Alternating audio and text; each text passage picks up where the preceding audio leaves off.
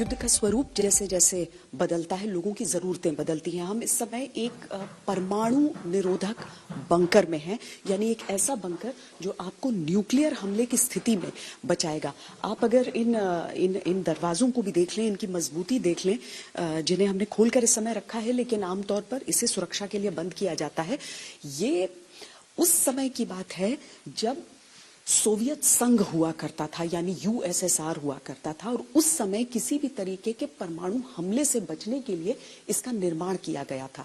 आज आपको इसकी दीवारों में वो पुरानापन तो नजर आएगा, लेकिन इतिहास का जो वो पुरानापन था वो आज के रिश्तों में दो देशों में उस हिसाब से नजर नहीं आता। इसके भीतर किस तरह की व्यवस्थाएं हैं वो भी हम आपको दिखाते हैं, क्योंकि सोवियत संघ के समय की चंद यादें यहां पर भी मौजूद है। सोवियत संघ के समय काल को हम देखें, उस समय का ये बॉम्ब शेल्टर है, और इसीलिए यहाँ पर वो चीजें भी हैं जो 80 के दशक से यहाँ रखी हैं। अब उनका इस्तेमाल नहीं हो सकता, लेकिन इन गैस मास्क को देखिए, जो अभी भी यहाँ पर जो बड़े बड़े संदूक रखे हुए हैं उसके भीतर महफूज रखे हैं। This is a gas mask, but I guess it can't be used anymore. Yes, so I think they were placed here in the year 1980. We found a sort of a note in one of the crates, and obviously they're all past their prime. If they had any use in case of a nuclear war, then they definitely do not at this moment. This is useless.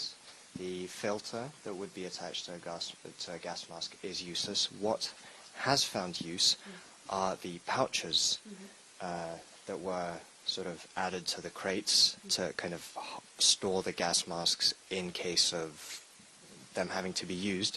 What the pouches have been used for is the strap. So this one does not have a strap, it's been cut off, and the straps have been implemented as straps for AKs, because some of the AKs came without straps, so this was an absolute godsend to the troops once we unearthed these crates.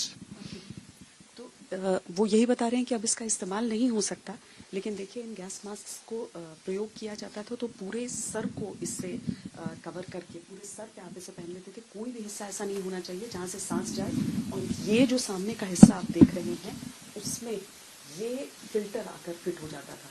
तो ये उस समय का gas mask है, लेकिन इसे दूसरे नजरिए से देखिए तो आप समझेंगे कि परमाणु का खतरा इंसान समझता तो है कि कितना अधिक होता है, इन बरसते बमों का खतरा इंसान समझता तो है, और इसीलिए उससे बचने के ये तरीके भी इजाद किए जाते हैं।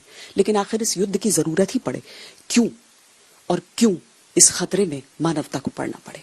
तो परमाणु बंकर के भीतर हम हैं, लोग यहाँ पर रहते हैं, यहाँ पर रहने को मजबूर इसलिए हैं क्योंकि इस तरह की धमकियां मिलती हैं।